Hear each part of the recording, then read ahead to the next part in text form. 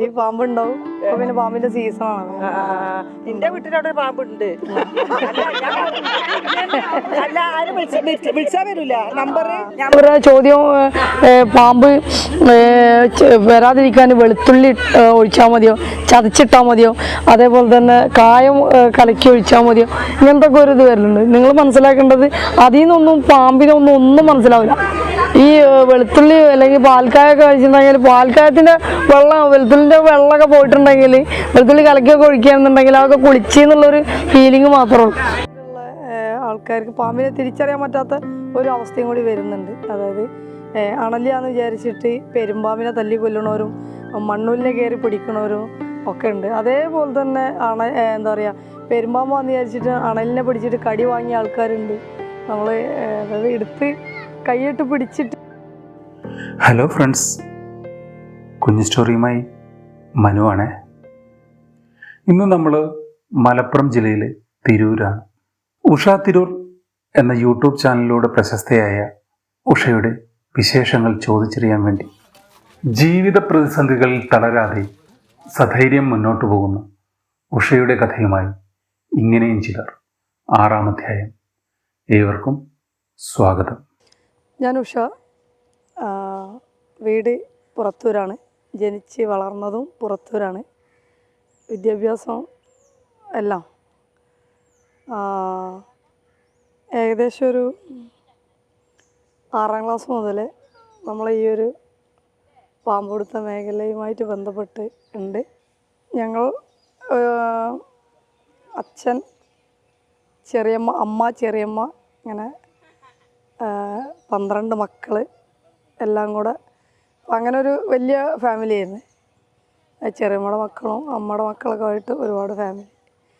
അപ്പോൾ അങ്ങനത്തെ ഒരു സാഹചര്യത്തിലാണ് വളർന്നത്.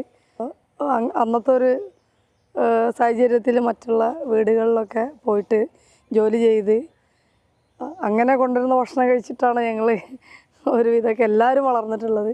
അപ്പോൾ നമ്മൾ സ്വാഭാവികമായിട്ടും അവർ വന്ന ആ പാതയിൽ കൂടെ തന്നെ നമ്മളും പോകേണ്ട ഒരു അവസ്ഥയായിരുന്നു ഉണ്ടായിരുന്നത്. അപ്പോൾ അതുകൊണ്ട് തന്നെ അമ്മ ഒരു മുസ്ലിം വീട്ടിൽ നമ്മളെ ഒരു 3-ാം ക്ലാസ് ആവുന്ന സമയത്ത് കൊണ്ടാക്കിയിട്ടുണ്ടായിരുന്നു.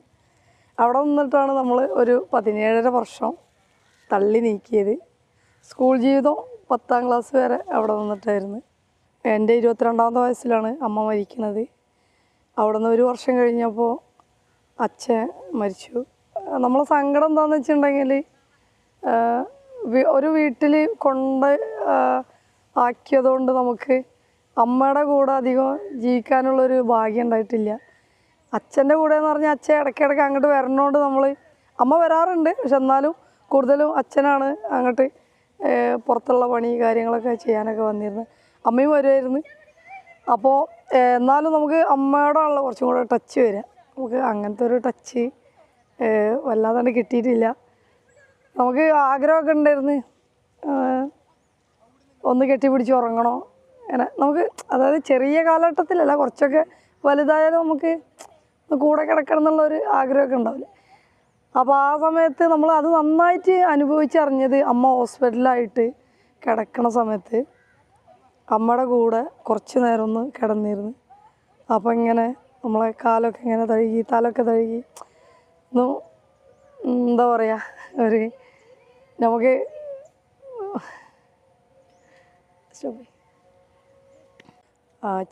മൂത്ത ചേച്ചി നടക്കില്ല, ഇരിക്കുക മാത്രമേ ചെയ്യുള്ളൂ. നമ്മൾ മൂത്രമൊഴിക്കാൻ വരെ പാത്രം വെച്ച് കൊടുക്കേണ്ട ഒരു അവസ്ഥയാണ്. അപ്പോൾ ആൾ പുറം ലോകം എന്താണെന്ന് കണ്ടിട്ടില്ല.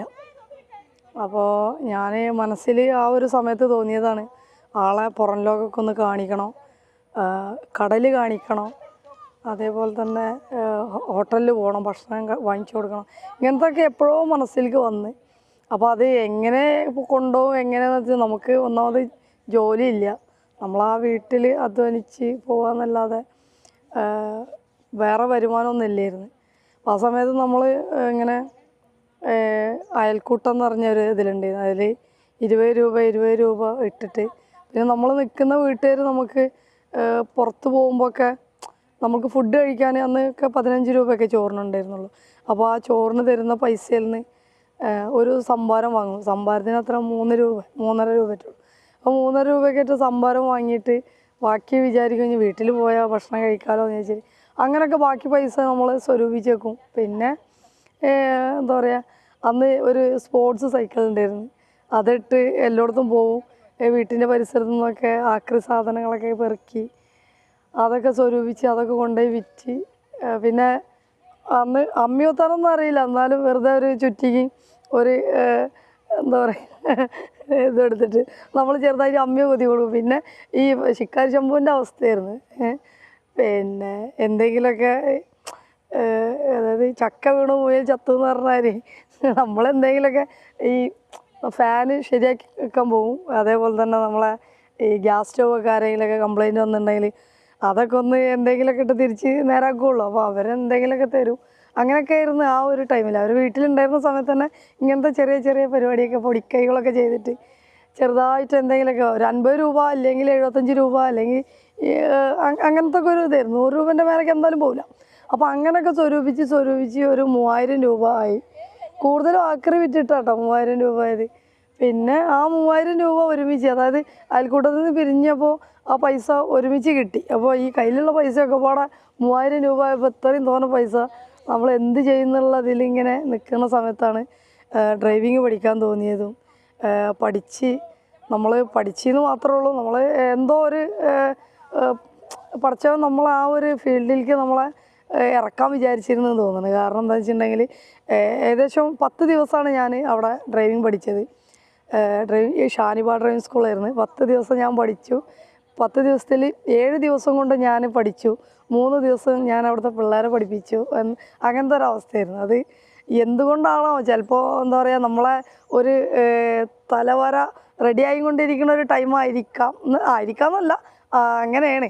അപ്പോൾ അങ്ങനെ നമ്മൾ ആ ഒരു ഫീൽഡിലേക്ക് വന്ന് അങ്ങനെ നമ്മൾ ഒരു ദിവസം ഒന്ന് ചേച്ചിയെ കറക്കണം എന്ന് വിചാരിച്ചിട്ട് ഒരു വണ്ടി എടുക്കണം എന്ന് വിചാരിച്ച് 1 മാസത്തിന് നമ്മൾ റെൻറ്റിന് വണ്ടി എടുത്തു.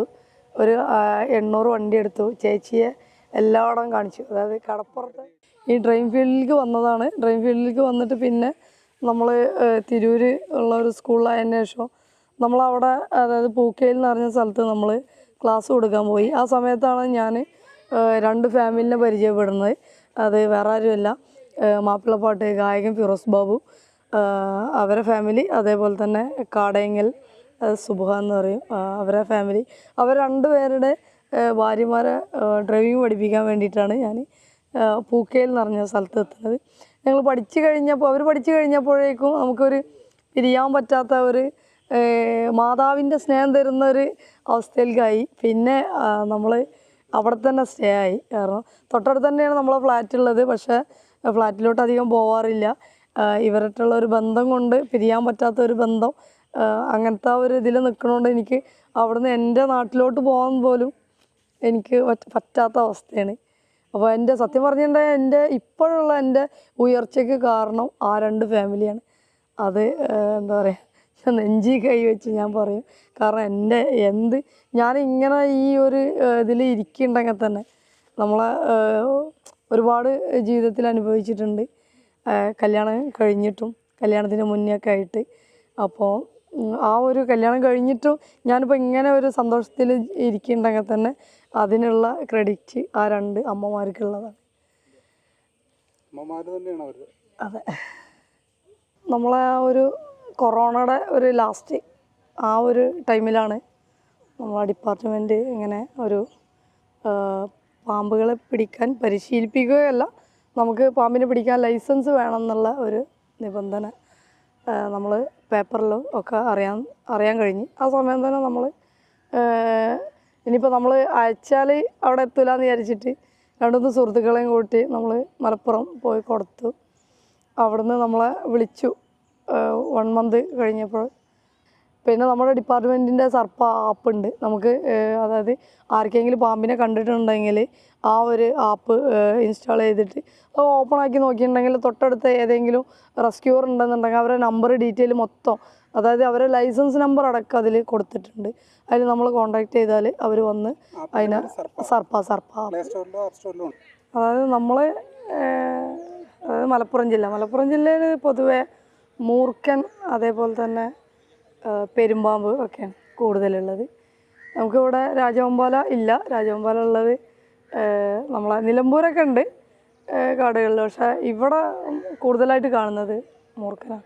മൂർഖൻ, വെള്ളിക്കെട്ടൻ, അണലി, ചേര, നീർക്കോലി, ഇങ്ങനത്തെ കോമണായിട്ട് കാണുന്ന സാധനത്തിലുള്ള ആൾക്കാർക്ക് പാമ്പിനെ തിരിച്ചറിയാൻ പറ്റാത്ത ഒരു അവസ്ഥയും കൂടി വരുന്നുണ്ട്. അതായത് ഒരു തവണ ഞാനൊരു പാമ്പുണ്ട് എന്ന് ഞങ്ങൾ കൂട്ടിലാക്കിയിരിക്കുന്നത് അറിഞ്ഞിട്ട് ഞാൻ ചെന്ന് നോക്കിയപ്പോൾ അണലിനെ പിടിച്ചിട്ട്, വലയെ കുടുങ്ങിയ അണലിയാണ്, അതിനെ പിടിച്ചിട്ട് തത്തക്കൂട്ടിലാക്കി വെച്ചിട്ടുണ്ട്. അപ്പോൾ തത്തക്കൂട്ടിൽ ഞാൻ അവരോട് ചോദിച്ചു, ഇത് എങ്ങനെ നിങ്ങൾ പിടിച്ചത്? അത് പെരുമ്പാമ്പല്ലേ. അപ്പോൾ പെരുമ്പാമ്പായതുകൊണ്ട് ഞങ്ങൾ തലയൊക്കെ ഇങ്ങനെ മുറുക്കി പിടിച്ചിട്ട് വല കട്ട് ചെയ്തെന്ന് പറഞ്ഞു. ഞാൻ പറഞ്ഞപ്പോൾ അവർ അത്രയും ഷോക്കിലാണ് അത് കേൾക്കുന്നത്. കാരണം ചെറിയൊരു കൂട്ടിൽ എന്തുകൊണ്ടാണ് അണലി അത്, കാരണം ഒന്നാമത് വലയിൽ കുടുങ്ങിയതുകൊണ്ട് നന്നായിട്ട് റിയാക്ട് ചെയ്യേണ്ടതാണ്. പക്ഷെ എന്തോ അത് ഒന്നും ചെയ്തിട്ടില്ലായിരുന്നു. കാരണം തലയൊക്കെയാണല്ലോ കൈയിട്ട് പിടിച്ചിട്ട് വല കട്ട് ചെയ്തിട്ട് അത് കൂട്ടിലാക്കി വെച്ചിരിക്കുന്നത്. അപ്പോൾ അങ്ങനത്തെ ഒക്കെ ഓരോ, അതായത് ഇപ്പോൾ കഴിഞ്ഞ ദിവസം തന്നെ നമ്മളെ പുഴയിലൊരു അണലി വലയിൽ കുടുങ്ങിയിട്ട് പെരുമ്പാമ്പാന്ന് വിചാരിച്ചിട്ട് അതിനായിട്ട് കുറേ കളിച്ചിരിക്കുന്നു. പിന്നെ നമ്മളെ ഫ്രണ്ട് പോയ സമയത്താണ് അത് അണലിയാന്ന് പറഞ്ഞപ്പോഴാണ് പിന്നെ അതവർ തൊടാതിരുന്നത്. അതായത് അങ്ങനത്തെ ഒരു ഇതൊക്കെ ഉണ്ട്. പാമ്പിനെ അറിഞ്ഞിട്ട്, അതായത് അണലിയാവുമ്പോൾ നമ്മളെ ത്രികോണാകൃതിയിലുള്ള തലയാണ്, പിന്നെ ഏകദേശം ഇത്രയൊക്കെ വലിപ്പം വരുള്ളൂ. അപ്പോൾ ഒരു ഇല ഉണങ്ങിയ കളറ്, അതേപോലെ തന്നെ കല്ലിൻ്റെ കളറ്, ഇതൊക്കെയാണ് അണലിൻ്റെ കളറ് വരുന്നത്. ചെങ്കല്ലിൻ്റെ കളറ്. പിന്നെ പുറത്തും രണ്ടും സൈഡിലുമായിട്ട് കോഴിമുട്ട ആകൃതിയിൽ റൗണ്ട്, അതായത് ചങ്ങലയോട് കൂടിയ വളയങ്ങൾ കാണാൻ കഴിയും, കറുപ്പ് വളയങ്ങൾ. അപ്പോൾ അത് ശ്രദ്ധിക്കുക. അപ്പോൾ നമ്മൾ പാമ്പ് ഏതാണെന്ന് അറിയാതെ അതിനെ അടുത്തേക്ക് പോവാതിരിക്കുകയാണ് നല്ലത്. ഷൂട്ടിംഗ് പുരോഗമിക്കുന്നതിനിടയ്ക്കാണ് ഉഷയുടെ സബ്സ്ക്രൈബേഴ്സ് ഉഷയെ തിരിച്ചറിഞ്ഞത്. അവർ ഉഷയും കൊണ്ടുപോയി. ഉഷ അവർക്കൊപ്പം കൂടി ചിരിച്ചു കളിച്ച് കുറച്ച് സമയം.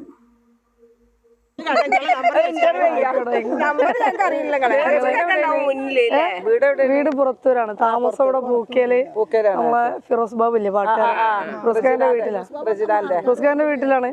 ഒരു 11-12 വർഷമായിട്ട് ഫിറോസ്ഖാന്റെ വൈഫ്, കുട്ടികള്, വേറെ കുട്ടികളൊക്കെ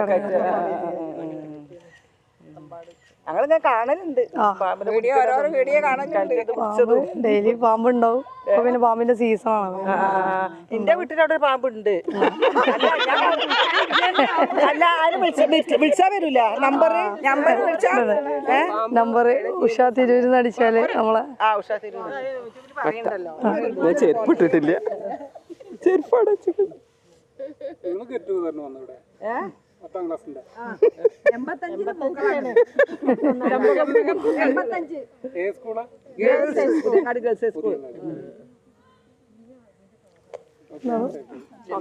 അപ്പോൾ നമ്മളെ അണലിയുടെ ഒരു പ്രത്യേകത എന്താണെന്ന് വെച്ചിട്ടുണ്ടെങ്കിൽ ആൾ 360 ഡിഗ്രി തിരിഞ്ഞ് കടിക്കുന്ന പാമ്പാണ്. ഏത് ദിശയ്ക്കും, അതായത് അണലി അങ്ങോട്ട് തിരിഞ്ഞ് നിന്നോട്ടെ എങ്ങോട്ട് തിരിഞ്ഞ് നിന്നാലും അതിൻ്റെ ഓപ്പോസിറ്റ് സൈഡിലേക്ക് ചാടി കടിക്കാനുള്ള ഒരു പ്രവണത ആൾക്ക് കൂടുതലാണ്. അപ്പോൾ അണലി ചിലപ്പോൾ ചില സ്ത്രീകൾക്ക് അണലി എന്താണെന്ന് അറിയില്ല, പക്ഷേ സൗണ്ട് കേൾക്കുന്നുണ്ട്, ഭയങ്കര സൗണ്ട് ഉണ്ടെന്ന് പറയും. അതായത് നമ്മളെ കുക്കറിൽ വിസിൽ വരുന്ന ഒരു സൗണ്ട്, അത് അവർ ദേഷ്യം പിടിച്ചാലാണ് ആ സൗണ്ട് കാണിക്കുക. അപ്പോൾ ആ സമയത്തൊന്നും ഒരിക്കലും അടുത്തേക്ക് പോവാതിരിക്കുകയാണ് ബെറ്റർ. കാരണം കടി ഉറപ്പിക്കുക. കാരണം കടിക്കാനുള്ള ടെൻഡൻസിൻ്റെ ഒരു അവസ്ഥയാണ് അത്. ആ ഒരു ചീറ്റൽ എന്താ പറയുക, നമ്മൾ പൊതുവേ ഇങ്ങനെ ഓരോ ഭാഗത്ത് പാമ്പിനെ പിടിക്കാൻ പോയിട്ടുണ്ടെങ്കിൽ അവിടുത്തെ സ്ത്രീകളെ ഒരു അഭിപ്രായമാണ് ചേര ആണാണ്, പിന്നെ മൂർഖൻ പെണ്ണാണ്, പിന്നെ ചേര പെണ്ണുങ്ങളെ സ്നേഹിക്കും, പെണ്ണുങ്ങളെ ചുറ്റും. ഇതൊക്കെ ഇവിടുത്തെ പുറത്ത്, അതായത് മറ്റുള്ള ഈ ജില്ലക്കാരുടെ അവസ്ഥ എന്താണെന്ന് എനിക്കറിയില്ല. എന്നാലും ഇവിടെ പൊതുവേ നമ്മൾ കേൾക്കുന്നൊരു പ്രായമുള്ള ആൾക്കാരൊക്കെ പറയുന്നൊരു കാര്യമാണ്, പിന്നെ ഈ ചേര ചുറ്റും, പെണ്ണുങ്ങളെ ചേര സ്നേഹിക്കും. ഇതൊക്കെ ഓരോരോ എന്താ പറയുക, പണ്ടുള്ള ആൾക്കാർ പറഞ്ഞ് പേടിപ്പിച്ചിട്ടുള്ള ഓരോ കാര്യങ്ങളാണ്. ഒക്കെ തെറ്റായിട്ടുള്ള കാര്യങ്ങളാണ്. ഒരിക്കലും അവർക്ക് ഒരു മനുഷ്യനെ അല്ലെങ്കിൽ മറ്റുള്ളതൊന്നും തിരിച്ചറിയാനുള്ള കഴിവില്ല. അവർക്ക് ഭക്ഷണം കഴിക്കുക, തല്ലുകൂടുക, ഇണ ചേരുക, അതായത് പ്രസവിക്കുക, മുട്ടയിടുക, നമ്മൾ ചിലപ്പോൾ അതിൽ കൂടെ പോകുന്ന സമയത്ത് പിന്നെ ശത്രുവാന്ന് വിചാരിച്ചിട്ട് ചിലപ്പോൾ കടിക്കുക, അതേപോലെ തന്നെ ചവിട്ടിയാൽ കടിക്കുക, അങ്ങനത്തെ ഒക്കെ തന്നെ അറിയുള്ളൂ അവർക്ക്. അല്ലാതെ അതൊരു പെണ്ണാണ് അല്ലെങ്കിൽ അവരെ സ്നേഹിക്കുക അതൊന്നും ഇല്ല. അതൊക്കെ ഓരോ പണ്ടുള്ള ആൾക്കാർ പറഞ്ഞ കെട്ടുകഥകളാണ്. ഒരിക്കലും അങ്ങനെ ഒന്നും ഇല്ല. അതെ അതെ അതെ. പിന്നെ നീർക്കോലി എന്ന് പറഞ്ഞിട്ടുണ്ടെങ്കിൽ നീർക്കോലിൻ്റെ ഒക്കെ ഒരു ഭാവം ഞാൻ മൂർഖനാണെന്നാണ്. കാരണം ചെന്ന പാട് കാണാം ഒരു ഹൈറ്റിൽ ഇങ്ങനെയൊക്കെയാണ് പൊന്തി നിൽക്കും. അപ്പോൾ വരവ് കണ്ടിട്ടുണ്ടെങ്കിൽ ഒരു പേടിയൊക്കെ വരും നമുക്ക്. കാരണം പെട്ടെന്ന് നമ്മൾ അണലിൻ്റെ ഒരു ഇത് പറഞ്ഞ പോലെയാണ് പെട്ടെന്ന് എവിടേക്ക് ഏത് ഭാഗത്തേക്കെങ്കിലും പെട്ടെന്ന് ചാടി കടിക്കാനുള്ള ടെൻഡൻസി കാണിക്കും. ഏകദേശം ചേരൻ്റെ ഒക്കെ ഒരു പ്രവണതയാണ് ആൾക്ക്. പൊതുവേ നമ്മൾ പാമ്പ് പിടുത്തം കഴിഞ്ഞിട്ടുണ്ടെങ്കിൽ ചിലപ്പോൾ പാമ്പിനെ പിടിക്കുന്ന സമയത്തൊക്കെ ചോദിക്കുക പാമ്പ് വരാതിരിക്കാൻ എന്താ ചെയ്യുക, അങ്ങനത്തെ ഒരു ചോദ്യമാണ്. അപ്പോൾ നമുക്ക് അതിനൊന്നും ഒന്നിനും ആൻസർ കൊടുക്കലില്ല. കാരണം നമ്മളെ ഒരു ശ്രദ്ധ മാറിയിട്ടുണ്ടെങ്കിൽ ചിലപ്പോൾ അടുത്ത് നമ്മൾ എത്രയൊക്കെ പറഞ്ഞാലും ഈ വീഡിയോ കൊണ്ട് വരുന്ന ആൾക്കാരാണ് കൂടുതലുള്ളത്. എത്ര മാറാൻ പറഞ്ഞാലും നമുക്ക് ഒരു പരിധി വരെ അവരെ മാറ്റി നിർത്താൻ പറ്റുള്ളൂ. കാരണം അവരോട് പറഞ്ഞ് നമ്മൾ പിടിക്കുന്ന സമയത്ത് വേറെയുള്ള ആൾക്കാർ വരിക. അപ്പോൾ അവരോടും കൂടെ നമ്മൾ പറയുമ്പോൾ നമ്മളെ ശ്രദ്ധ ഇവിടുന്ന് പോവുകയാണ്. അപ്പോൾ നമ്മൾ ചെയ്യണം എന്താ വെച്ചിട്ടുണ്ടെങ്കിൽ ചെന്നപാട് ഒരാളെ ഒരു മെയിനാക്കി നിർത്തും. അവരോട് കാര്യങ്ങൾ പറയും ഇങ്ങനെ അകറ്റി നിർത്തണം എന്നൊക്കെ. പക്ഷെ അവരെയും കൂടി ശ്രദ്ധ കഴിഞ്ഞിട്ടാണ് ആൾക്കാർ വരുന്നത്. അപ്പോൾ അവരെ ഈ പിടിക്കുന്ന സമയത്ത് ചോദിക്കും വാല് പിടിച്ചൂടെ, തല പിടിച്ചൂടെ, പിന്നെ ആണാണോ പെണ്ണാണോ, ഇതിനെത്ര പ്രായമുണ്ട്, ഇത് വരാതിരിക്കാൻ എന്താ ചെയ്യുക, ഇങ്ങനത്തെ ഒക്കെ ചോദ്യങ്ങൾ വരും. അപ്പോൾ നമ്മൾ അതൊന്നും ഒരിക്കലും മൈൻഡ് ചെയ്യലില്ല. ഈ പരിപാടി അതായത് പാമ്പിനെ പിടിച്ച് നമ്മൾ ബാഗിലാക്കി കെട്ടി മാറ്റി വെച്ചതിന് ശേഷം മാത്രമേ നമ്മൾ അവർക്ക് മറുപടി കൊടുക്കലുള്ളൂ. അപ്പോൾ അത് കൊടുക്കുമ്പോൾ അവരെ ചോദ്യം പാമ്പ് വരാതിരിക്കാൻ വെളുത്തുള്ളി ഒഴിച്ചാൽ മതിയോ, ചതച്ചിട്ടാൽ മതിയോ, അതേപോലെ തന്നെ കായം കലക്കി ഒഴിച്ചാൽ മതിയോ, ഇങ്ങനത്തെ ഒക്കെ ഒരു ഇത് വരുന്നുണ്ട്. നിങ്ങൾ മനസ്സിലാക്കേണ്ടത് അതിൽ നിന്നൊന്നും പാമ്പിനൊന്നും മനസ്സിലാവില്ല. ഈ വെളുത്തുള്ളി അല്ലെങ്കിൽ പാൽക്കായൊക്കെ കഴിച്ചിട്ടുണ്ടെങ്കിൽ പാൽക്കായത്തിൻ്റെ വെളുത്തുള്ളിൻ്റെ വെള്ളമൊക്കെ പോയിട്ടുണ്ടെങ്കിൽ വെളുത്തുള്ളി കലക്കിയൊക്കെ ഒഴിക്കുകയാണെന്നുണ്ടെങ്കിൽ അതൊക്കെ കുളിച്ച് എന്നുള്ളൊരു ഫീലിംഗ് മാത്രമേ ഉള്ളൂ. വേറെ ഒന്നും ഇതിന് സംഭവിക്കാൻ പോകണില്ല. അവരവിടുന്ന് കഴിഞ്ഞ് അടുത്തടുത്തുള്ളടത്തേക്ക് പോവുക എന്തെങ്കിലുമൊക്കെ ചെയ്യുക, ഒന്നും സംഭവിക്കില്ല. അപ്പോൾ അതിലൊന്നും വലിയ കാര്യമില്ല. പിന്നെ മുരിങ്ങൻ്റെ അടിഭാഗം വരെ മാന്തിയിട്ട് നമ്മൾ മൂർഖനെ പിടിച്ചിട്ടുണ്ട്. മുരിങ്ങമ്മ ചുറ്റി കിടന്ന മൂർഖനെ പിടിച്ചിട്ടുണ്ട്. അപ്പോൾ മുരിങ്ങൻ്റെ തോലോ കാര്യങ്ങളൊന്നും അതിലൊന്നും അത് പണ്ടുള്ള ആൾക്കാർക്ക് അറിയാത്തതുകൊണ്ടുള്ള ഒരു ഇതാണ്. അതിലൊന്നും ഒരു കാര്യമില്ല. നമ്മൾ പിന്നെ മണ്ണെണ്ണ പറയും. മണ്ണെണ്ണ നേരിട്ട് വരെ മേല് തട്ടിയിട്ടുണ്ടെങ്കിൽ ശരീരം പൊള്ളി പോവും, ചത്തു പോവും, അങ്ങനത്തെ ഒക്കെ ഒരു ഇത് കാണാറുണ്ട്. അപ്പോൾ ഒരിക്കലും മണ്ണെണ്ണ നമ്മൾ പറയലില്ല. ഇനിയിപ്പോൾ അവരൊരു മനസ്സമാധാനത്തിന് അവർ ചെയ്യാറൊക്കെ ഉണ്ട്. മണ്ണെണ്ണ ഒഴിച്ചിട്ട് ഒരു കാര്യമില്ല എന്നുള്ളത് ആദ്യം മനസ്സിലാക്കുക. പിന്നെന്ന് വെച്ചിട്ടുണ്ടെങ്കിൽ നമ്മൾ പറയൽ വീടും പരിസരമൊക്കെ നന്നായിട്ട് വൃത്തിയാക്കുക. കാരണം എത്ര നല്ല വൃത്തിയുള്ള വീടായാലും പുറത്ത് നമ്മൾ വേസ്റ്റ് സാധനങ്ങളൊക്കെ അതായത് ഭക്ഷണത്തിൻ്റെ വേസ്റ്റ് കാര്യങ്ങളൊക്കെ കൊണ്ടുപോയിടുന്ന സമയത്ത് ഇത് കഴിക്കാൻ തവള, അതേപോലെ തന്നെ എലി, പൂച്ച, പിന്നെ നമ്മൾ അണ്ണാൻ ഇതൊക്കെ ആയിട്ട് വരും. ഈ വരുന്ന സമയത്ത് ഇവരെ കഴിക്കാൻ വേണ്ടിയിട്ടാണ് ഈ പാമ്പുകൾ വരുന്നത്. ഈ പാമ്പ് ചിലപ്പോൾ അവരെ പിടിക്കുന്ന സമയത്ത് നേരെ അത് വീട്ടിലേക്ക് ഓടി കയറിയാൽ അതിൻ്റെ പിന്നാലെ അത് വരും. അപ്പോൾ നമ്മളെ വീട് വൃത്തി ഉള്ളതോ ഇല്ലാത്തതോ ഒന്നും നോക്കില്ല. പിന്നെ അതേപോലെ തന്നെ നമുക്ക് അവർക്ക് താമസിക്കാൻ വിറക് വരൊക്കെ എന്നുണ്ടെങ്കിൽ വർഷങ്ങളോളമായിട്ട് ജാമായി കിടക്കുന്ന വിറക് വരൊക്കെ ഉണ്ടാവും. അപ്പോൾ ഈ വിറക് വരയിലൊക്കെ അത്യാവശ്യം എലി കാര്യങ്ങളൊക്കെ ഉണ്ടാവുന്നതുകൊണ്ട് അവർ നേരെ അവിടെ ഒരു സ്റ്റേ ചെയ്യുന്ന ഒരു അവസ്ഥയിലേക്ക് വരാറുണ്ട്. നമ്മൾ കണ്ടിട്ടുണ്ട്. കഴിഞ്ഞ ദിവസം കൂടി നമ്മൾ ഒരു വളം അതായത് പാമ്പിൻ്റെ ഉറ കണ്ടിട്ട് നമ്മൾ നോക്കിയ സമയത്ത് ആ ഉറ എടുത്ത് കഴിഞ്ഞപ്പോൾ ഏതോ കാലത്ത് ഒഴിവാക്കിയ ഉറകൾ നമുക്ക് കിട്ടിയിട്ടുണ്ട്. അപ്പോൾ എത്രയോ ആയിട്ട് ആ ഒരു പാമ്പ് അവിടെ തന്നെ കിടക്കുകയാണ്. അങ്ങനെ നമ്മൾ അതായത് പാമ്പിനെ കിട്ടി, 2 പാമ്പിനെയാണ് അന്ന് കിട്ടിയത്.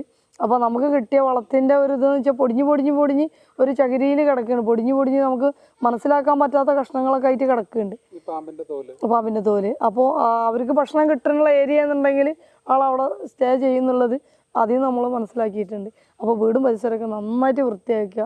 അതേപോലെ തന്നെ വീട്ടിൻ്റെ ഉള്ളിലായാലും കിടക്കുന്ന നേരത്ത് കട്ടിലിൻ്റെ അടി, അതേപോലെ തന്നെ അലമാറിൻ്റെ സൈഡിൽ നിന്ന് TV-യുടെ സൈഡിൽ നിന്നൊക്കെ നമ്മൾ മൂർഖനെ പിടിച്ചിരിട്ടുണ്ട്. അപ്പോൾ എല്ലാ ഭാഗവും കിടക്കണ മുന്നൊക്കെ ആയിട്ട് ശ്രദ്ധിക്കുക.